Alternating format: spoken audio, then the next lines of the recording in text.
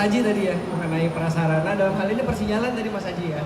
Nah sekarang saya mau ngasih tahu nih beberapa hal terkait kereta, sarana kereta kita yang dioperasikan di LRT Jakarta. Boleh lanjut? Tapi sebelumnya saya overview dulu karena PT LRT Jakarta ini adalah perusahaan operator kereta metro yang di bawah Pemprov DKI Jakarta. Jadi kita adalah anak usaha dari PT Jakarta Propertindo yang dibentuk sebagai penyelenggara sarana perkeretaapian LRT Jakarta. Mungkin statusnya mirip-mirip dengan KAI dan KCI atau KAI dan Railing ya. Tapi bedanya kalau KAI dan KCI adalah BUMN, kalau kita adalah BUMD dari anak usaha Jakpro yang merupakan perusahaan dari Pemprov DKI Jakarta. Lanjut. Tugas utama kita tuh apa sih? Yang pertama, penyelenggara sarana perkeretaapian LRT Jakarta, melakukan pemeriksaan, perawatan sarana perkeretaapian untuk mengetahui kondisi dan fungsi, kemudian juga melakukan perawatan dan pengoperasiannya, dan bertanggung jawab atas sarana perkeretaapian yang dioperasikan tentunya, dan juga melaporkan kegiatan operasional kepada pemberi izin. Dalam hal ini adalah Dinas Perhubungan Provinsi DKI Jakarta. Terus kita juga menaati peraturan perundang-undangan tentang perkeretaapian. Ada yang tahu undang-undang perkeretaapian yang berlaku saat ini? Boleh angkat tangan yang tahu? Silakan. Undang-undang nomor 23 tahun 2007. Ini pasti teman-teman komunitas mas sudah hafal lah, sudah belajar sendiri. Saya juga dulu seperti itu. Jadi pasti mereka udah lebih paham ya mengenai beberapa regulasi yang terkait dengan perkeretaapian. Kemudian kita juga ada poin plus yang lain, yaitu menaati peraturan undang-undangan di bidang pelestarian fungsi lingkungan hidup. Kenapa? Karena kereta kita adalah kereta listrik. Kereta listrik itu nyaris zero emission, nyaris nggak ada emisinya. Jadi kita juga ikut menjaga kelestarian lingkungan kita. Apalagi di tengah kota yang polusinya sudah sangat-sangat parah ya saat ini. Kemudian kita juga melaksanakan kegiatan pemeriksaan dan perawatan prasarana jaringan LRT Jakarta sesuai penugasan. Ini dari bagiannya Mas Aji di bagian divisi prasarana. Jadi kita ada 3 bisnis utama. Yang pertama ada pengoperasian di divisi operasi dan pelayanan. Kedua ada pemeriksaan dan perawatan sarana di divisi sarana, kebetulan di tempat saya. Dan juga ada pemeriksaan dan perawatan prasarana di tempatnya Mas Aji, divisi prasarana. Di divisi sarana kita ada berapa departemen sih? Kita punya 3 departemen. Yang pertama ada Departemen Perencanaan dan Mutu yang terdiri dari Section Planning, Perencanaan Perawatan, dan Quality Control. Kemudian kegiatan pemeriksaan dan perawatan sarana itu di Departemen Perawatan Sarana yang terdiri dari 3 section, daily inspection atau kalau di KAI daily check namanya. Kemudian light maintenance, perawatan ringan, dan heavy maintenance atau perawatan berat, atau kalau di KAI namanya overhaul. Ini saya akan menyandingkan beberapa istilah yang umum teman-teman dengar dengan istilah yang ada di LRT Jakarta. Kemudian di pemeriksaan dan perawatan depo dan fasilitas kita ada Departemen Fasilitas Perawatan yang terdiri dari section facility maintenance dan facility planning and engineering. Lalu tadi sudah disebutkan sama Mas siapa? Mas Fauzan dari Gemarga ya? Ya. Jadi sudah disebutkan sebelumnya perawatan sarana perkeretaapian itu berdasarkan Undang-Undang Nomor 23 Tahun 2007 tentang perkeretaapian dan Peraturan Pemerintah Nomor 56 Tahun 2009 tentang penyelenggaraan perkeretaapian. Wajib dilakukan untuk mengembalikan fungsi dan menjaga kelaikan sarana perkeretaapian agar senantiasa layak operasi. Lalu periodenya diatur tidak di undang-undang? Diatur. Jadi ada beberapa periode yang diatur di regulasi pemerintah, tapi sebenarnya untuk saat ini periode perawatan sarana itu bisa saja berbeda sesuai dengan jenis sarananya, kemudian spesifikasinya, kemudian juga waktu perawatan rekomendasi yang ditetapkan oleh pabriknya. Mungkin kalau di kereta konvensional kita mendengar ada daily check, ada monthly check, ada perawatan 3 bulanan, ada perawatan 6 bulanan, P12, P24, P48, P72 dan sebagainya. Kalau di LRT Jakarta berbeda, nanti kita kasih tahu. Jadi meskipun periode perawatan itu sebenarnya diatur dalam regulasi, tapi perusahaan operator kereta api yang modern, yang baru-baru maksudnya, mungkin seperti di LRT Jakarta, kemudian di MRT Jakarta, kemudian juga di Angkasa Pura, AP2, APMS, itu juga cenderung membuat periode perawatan sesuai dengan instruksi perawatan dan rekomendasi dari pabrik supaya periode perawatannya lebih tepat dan akurat. Nah, kalau di LRT Jakarta sendiri kita ada 2 jenis perawatan. Yang pertama perawatan preventif yang terdiri dari pemeriksaan harian atau daily inspection. Kemudian perawatan ringan yang terdiri dari light maintenance berupa perawatan 7 harian dan 4 bulanan. Jadi setiap minggu tuh kereta dicek teman-teman, dirawat gitu ya. Dan Dan juga perawatan berat atau heavy maintenance yang terdiri dari 4 tahunan dan 8 tahunan. Ini overhaul. Kemudian juga ada perawatan korektif atau corrective maintenance yang terdiri dari perawatan korektif atau perbaikan ringan dan perawatan korektif atau perbaikan berat. Kenapa sih perawatan sarana itu penting? Pertama, kita dapat mencegah dan meminimalisir berbagai macam resiko yang mungkin timbul dengan tingkat kebahayaan yang berbeda-beda. Yang mungkin saja terjadi seperti gangguan, kemudian anjlok, kemudian tabrakan, atau kebakaran, atau sebagainya. Jadi fungsinya perawatan sarana itu mereduksi resiko tersebut supaya kehandalan dan keselamatan operasi kita senantiasa terjaga. Contohnya apa? Misalkan gangguan pengereman itu dapat diminimalisir dengan merawat sistem pengereman, pemeriksaan dan pengujian, kelaikan operasi, dan ngecek dulu nih setelah perawatan keretanya bisa direm apa enggak. Jangan sampai keretanya nggak bisa direm tapi kita kirim keluar untuk berdinas, itu berbahaya. Kemudian gangguan pintu misalkan yang mungkin sering didengar ya. Gangguan pintu itu kita harus minimalisir dengan perawatan pintu yang tepat dan akurat supaya saat dioperasikan, apalagi pintu penumpang kereta bergerak sendiri seperti KRL atau KRD, agar pada saat pengoperasian nggak ada cerita gangguan pintu, nggak ada ceritanya nyangkut di tengah jalan karena pintunya tiba-tiba terbuka, nggak ada ceritanya jalan tiba-tiba terus pintu terbuka sendiri gitu ya. Itu kita hindari dengan perawatan mekanisme pintu. Kemudian juga yang berikutnya, kita juga melakukan perawatan rutin pada roda untuk mencegah terjadinya kecelakaan di mana rodanya tipis, rodanya benjol. Itu kita dapat reduksi dengan melaksanakan perawatan pada bagian roda, baik pembubutan maupun pengecekan atau pengukuran lainnya. Nah, mungkin teman-teman udah sering tahu nih, udah sering lihat juga kita ada 7 operator penyelenggara sarana kereta api Indonesia, baik dari KAI dan KAI Bandara atau KCI dan Bali, kemudian MRT Jakarta, LRT Jakarta, Angkasa Pura, dalam hal ini Injeni Airport yang mengoperasikan APMS, dan juga kereta cepat ya, KCJB gitu ya. Teman-teman mungkin ada yang pernah naik APMS? Ada. Berapa banyak yang pernah naik APMS? Boleh tunjuk tangan? 1, 2, 3, 4, 5. Nah, teman-teman kalau naik APMS gratis apa bayar? Gratis. Yakin gratis? Gratis. Yakin gratis? Jadi gini teman-teman, APMS itu gratis adalah sebagai fasilitas penumpang. Tapi biaya pengoperasian dan perawatannya itu diambil dari namanya pajak airport atau airport tax. Jadi sebenarnya teman-teman yang naik pesawat, yang menyumbang airport tax, itulah yang membayar fasilitas itu supaya bisa dikirim, deliver end produknya kepada masyarakat umum secara gratis gitu ya. Ini pengetahuan baru. Mungkin teman-teman bisa baca di sini. Kalau ada yang mau foto boleh silakan, biar dipublikasikan. Boleh lanjut? Kemudian teman-teman tahu kan ada beberapa jenis sarana perkeretaapian, diantaranya lokomotif, kereta, gerbong, dan peralatan khusus. Yang tahu bedanya kereta sama gerbong? Boleh? Gerbong untuk barang, kalau kereta untuk penumpang. Oke, betul. Ada apa namanya insight lain mungkin? Ada pendapat lain? Nggak ada ya, berarti satu suara ya. Sama siapa, Maaf? Januar ya, dari IM lagi ya? Betul. Seragaman ya. ES juga seragaman ya, teman-teman juga banyak yang seragaman. Jadi bedanya itu, kereta adalah untuk mengangkut penumpang dan gerbong digunakan untuk mengangkut barang. Ini ada di Undang-Undang Nomor 23 Tahun 2007.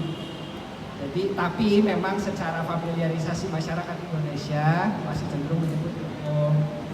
Which is sebetulnya nggak apa-apa juga gitu. Tapi secara regulasi bedanya sudah termaktub dalam undang-undang. Nah, lok uap ada berapa? Ada lok uap, lokomotif ada berapa? Ada lok uap, lok diesel, lok listrik. Lok diesel juga terbagi 3, transmisi mekanik, elektrik, hidrolik, dan sekarang ada yang hybrid. Tapi yang hybrid belum masuk Indonesia teman-teman ya. Kemudian ada kereta tanpa penggerak sendiri, ada kereta dengan penggerak sendiri, diantaranya KRL dan KRD. Kereta listrik juga banyak jenisnya, kereta diesel juga ada transmisinya hidrolik dan elektrik, dan juga ada yang hybrid. Mungkin teman-teman kalau kereta hybrid dengar yang di PNM Madiun ya? Ya. Itu sudah ada hybridnya katanya, saya juga belum lihat.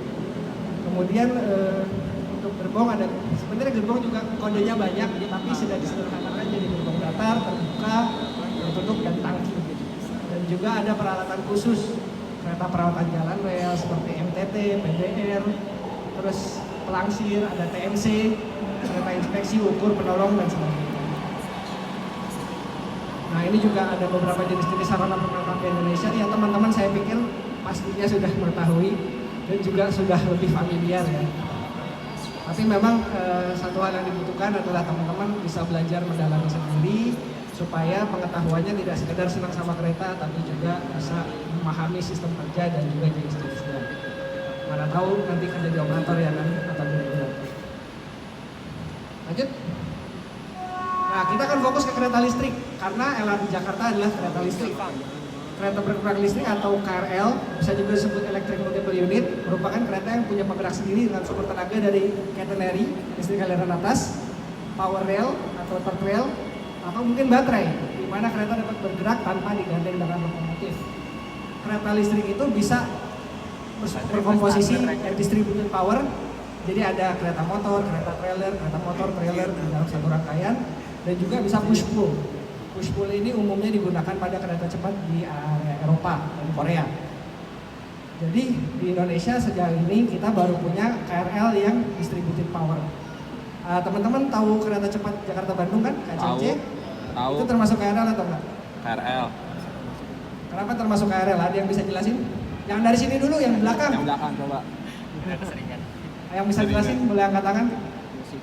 Kenapa KCC disebut kereta listrik juga, disebut KRL juga?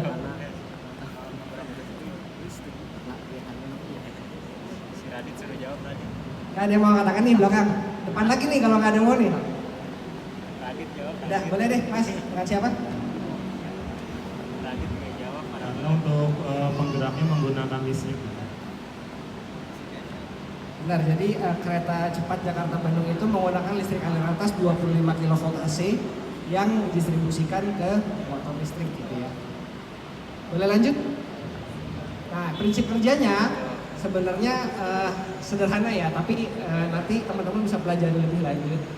Jadi dari sumber dayanya pantograf atau third rail, dari pantograf atau current collector device. Mungkin teman-teman ada yang belum pernah lihat current collector device, teman-teman bisa mengunjungi galeri kami yang ada di sana untuk lihat gimana sih sebenarnya alat yang menyamakan kerjanya dengan pantograf tersebut gitu ya. Jadi dia seperti pantograf tapi dia ada di bawah dan ngambil listrik dari third rail gitu ya. Kemudian masuk ke main fuse atau pengaman utama, kemudian masuk ke catu daya bantu yang disebut static inverter atau SIV biasanya, atau auxiliary power supply. Kemudian dari pengaman utama tersebut juga dibagi, ada yang ke sistem propulsi, baik rheostatik, kemudian ada chopper control, kemudian ada VVF gitu ya. Nah, kalau yang ke propulsi dia akan diteruskan ke motor traksi untuk menggerakkan roda kereta. Kalau yang dari SIV tadi larinya ke instrumen atau ke baterai. Jadi untuk nyalain lampu, untuk nyalakan pintu, untuk menyalakan instrumen lainnya yang lebih kecil tegangannya gitu ya. Nah, kemudian sarana LRT Jakarta sendiri kita menyebutnya dengan light rail vehicle kalau di sini atau LRV. Jadi kalau tadi Mas Aji udah beberapa kali nyebut LRV, apa sih LRV itu? Nah, ini dia LRV itu. Light rail vehicle yang dibuat oleh manufaktur asal Korea yaitu Hyundai Rotem Company. Kemudian kita punya 8 transit dengan satu transitnya jumlahnya 2 kereta. Memang terlihat pendek tapi ya ini fleksibel. Percayalah ini fleksibel. Next. Kita ada 2 unit kereta, dua-duanya kereta motor, ada MCA sama MCB. Kemudian ada ujung kereta yang dilengkapi perangkat atau kopler otomatis supaya bisa nyambung dengan transit lainnya secara fleksibel. Kemudian ada 2 pintu satu kereta di satu sisi, jadi satu kereta ada 4 pintu ya kanan kiri. Kemudian ada 3 jendela yang besar, ada 20 tempat duduk per kereta, satu transitnya 40 dan bisa menampung 135 penumpang berdiri satu kereta. Jadi kalau di total 135 kali 2 itu 270 penumpang untuk full kapasitinya ya. Kemudian kereta kita juga fleksibel, bisa beroperasi dengan satu transit sampai 4 transit, dari 2 kereta sampai dengan 8 kereta. Tapi untuk prasarananya sendiri saat ini masih mengakomodir hanya 3 transit ya. Atau kalau nanti kita harus memperpanjang lagi setelah Manggarai kemudian ke fase lainnya, terus juga tiba-tiba harus beli kereta baru, bisa saja dioperasikan sampai 4 transit. Nah ini tampilannya, nanti teman-teman kan udah naik semua kan ke sini ya, jadi harusnya udah lihat dong, udah foto, udah menikmati lah ya, seperti apa kereta kita gitu ya. Ada beberapa komponen utama. Next. Nah ini dimensinya, panjang satu rangkainya itu cuma 28 meter teman-teman. Kereta kita kecil sekali, cuma 28 meter satu transit, berarti satu keretanya hanya 14 meter kira-kira ya. Kemudian lebar bodinya umum seperti lebar bodi kereta komuter pada umumnya di 2600 mm. Terus tingginya juga 3,69 hampir 3,7 meter. Lalu tinggi lantai kereta dari kepala rel, dari koprel kalau bahasa kita itu di 915 kira-kira sampai dengan 1 meter. Kemudian teman-teman mungkin lihat kereta kita boginya cuma 3. Nah itu jarak antar boginya sekitar 10,7 mm. Dengan lebar sepur yang standar 1435. Berbeda dengan jaringan nasional ya 1067 ya. Tapi teman-teman di LRT Jabodebek juga menggunakan kereta dengan lebar sepur yang sama di standar buat 1435. Kemudian kita juga keretanya ini bisa membabat lengkung terkecil sampai dengan 40 meter. Kalau kereta konvensional itu biasanya 80 meter di depo, kita di deponya malah 40 meter, bahkan ada yang sekitar 28 meter. Itu paling kecil. Jadi rahasianya kenapa bisa masuk ke tikungan yang lebih kecil, nanti akan kita jelaskan. Nah, speednya maksimum desainnya sih 90 ya, tapi kita operasinya maksimum di 80. Kemudian percepatan dan perlambatannya ya kurang lebih sama, 1 meter per second kuadrat. Dan bobotnya satu kereta itu cuma 23 ton teman-teman. Jadi real ringan, benar-benar kereta ringan gitu ya. Kalau satu transit itu cuma 46 ton aja. Dengan axle load atau beban ganda maksimal 12 ton. Itu adalah persyaratan axle loadnya light rail atau kereta ringan atau LRT. Itu pakai Dolby bisa. Nah ini tadi jumlah penumpangnya bisa sampai 270 orang satu rangkaian, satu transit ya. Nanti juga kalau teman-teman tadi sudah naik, sudah lihat, sudah tahu bedanya dengan kereta-kereta di teman-teman kita di KCI, di Railing, kemudian di LRT Jabodebek ya, ada keunikannya. Kita juga sudah standar keamanan yang tinggi, jadi bahan-bahan atau interior kita itu sudah fire safety kriterianya memenuhi sesuai dengan standar di EN. Gitu ya. Ini desain interiornya, kalau teman-teman udah naik sih saya rasa nggak perlu menjelaskan panjang lebar ya, nanti tinggal tanya-tanya aja kalau misalkan ada yang kurang atau kira-kira oh itu fungsinya apa sih, oh ini materialnya seperti apa sih gitu ya. Lanjut. Nah ini dia bintang utamanya kenapa kita bisa melibas sampai dengan tikungan dengan radius yang kecil. Jadi ini adalah boginya LRT Jakarta, bentuknya kira-kira beda ya dengan bogi konvensional ya. Jadi bogi ini adalah penumpang karboni yang ada perangkat roda atau wheelset di dalamnya. Kemudian satu transetnya terdiri dari 2 kereta yang dengan boginya ada 3 nih. Jadi ada 2 bogi motor di ujung dan ada 1 bogi trailer di tengah. Trailer itu bogi yang ada penggeraknya ya. Kemudian bogi tengah itu dipasang pasti sambungan, makanya namanya articulated. Nah, kita ini yang pertama menggunakan articulated dengan desainnya articulated di Indonesia. Railbus pakai articulated, ya, tapi desain boginya sama dengan desain bogi yang lainnya. Kemudian kita juga pakainya tuh airspring di suspensi keduanya, dan di primary suspensionnya atau pertamanya kita pakai yang namanya chevron rubber.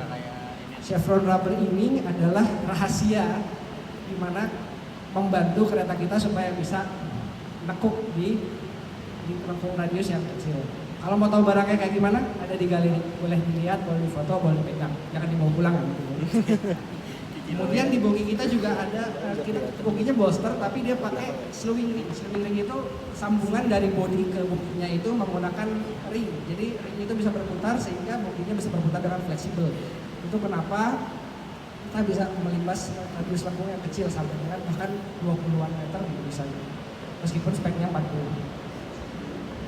Kemudian kita juga pengeremannya pakai disc brake teman-teman, nggak pakai sepatu rem yang langsung nempel ke roda, nggak pakai tread brake, kita pakai disc brake semua. Dan dikontrol yang namanya brake control unit. Jadi ada perangkat komputer canggihnya lah istilahnya gitu ya. Jadi menggunakan brake control unit sehingga proporsi pengeremannya, tekanan pengeremannya semua diatur di control unit. Nanti teman-teman kalau ada kurang jelas atau ada kira-kira penasaran boleh nanya ya. Next. Jadi ada 4 rem utama, ada service brake B1 sampai 7, ada emergency brake, kemudian ada parking brake juga, dan kita ada teknologi yang namanya holding brake. Jadi holding brake ini meskipun kita tidak mengaktifkan posisi rem, itu keretanya sudah nahan sendiri. Ini fitur yang juga mungkin belum banyak ya kereta yang punya ya. Nah propulsinya kita menggunakan VVF inverter teman-teman. Jadi nggak kalah lah sama yang lainnya. Sudah silikon karbit atau belum? Belum, kita masih pakai IGBT biasa. Jadi si inverter ini mengolah listrik 750 volt DC dari tipnya Mas Aji tadi di prasarana untuk menggerakkan kereta melalui motor traksi yang ada di bogi tadi ya. Next.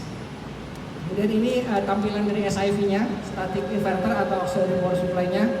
Ini gunanya untuk mensuplai tadi lampu, kemudian instrumen, baterai, pintu yang tidak berkaitan dengan sistem penggeraknya kereta. Nah, kemudian kita ada makhluk yang namanya stinger plug. Stinger plug ini adalah sebenarnya colokan. Jadi kalau di depo itu teman-teman di area perawatan kita tidak ada tertrailnya atau tidak ada power railnya. Terus gimana teman-teman dari perawatan sarana untuk ngetes pakai stinger plug ini? Jadi ada kabel stinger dengan nominal tegangan yang sama 750 volt DC dicolok ke colokan yang ada di kereta ini. Jadi prinsipnya adalah menggantikan tertrail di area perawatan. Nah ini juga bintang utama karena kita mengambil listriknya dari mana kalau nggak ada pantograf, dari yang namanya CCS ini atau current collector shoes atau current collector device. Makhluknya seperti apa bisa dilihat juga di galeri. Nanti boleh dilihat dari foto, jangan dibawa pulang karena berat.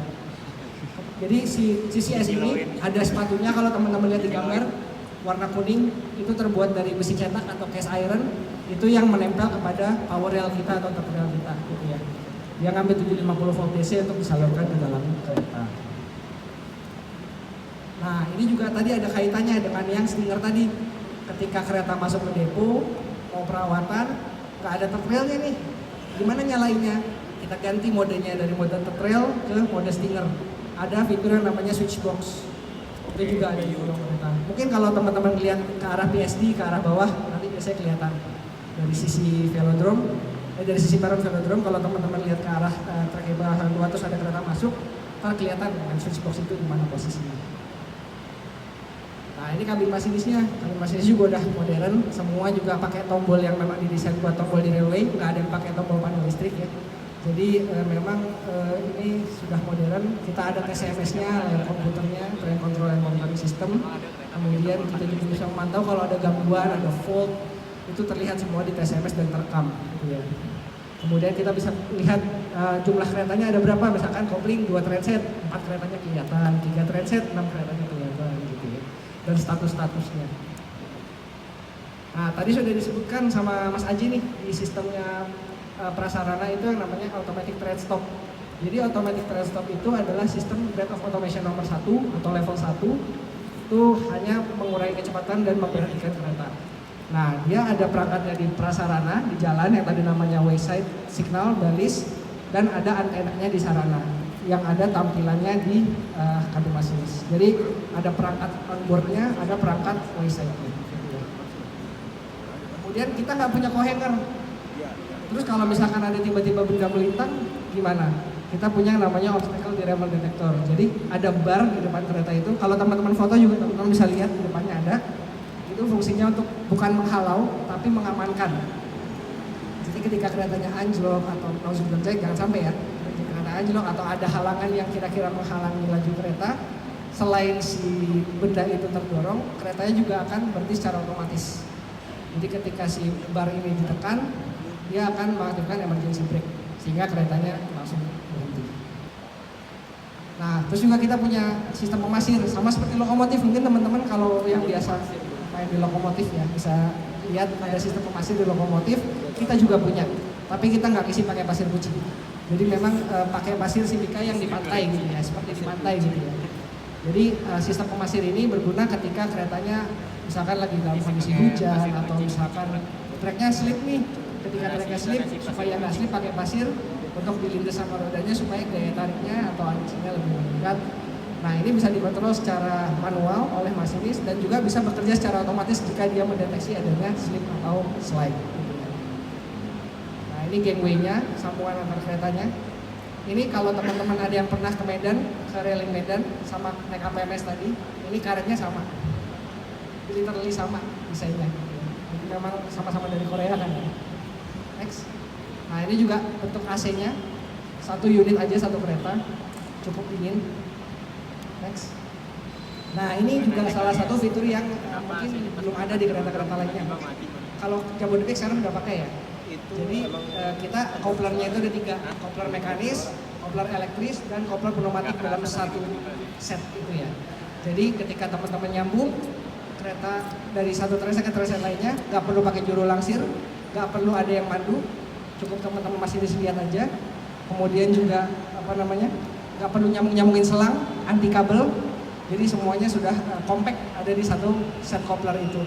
Ketika dikopling keretanya mekanisnya tersambung, elektrisnya tersambung, dan juga pneumatiknya aliran angin untuk pengeremannya juga tersambung.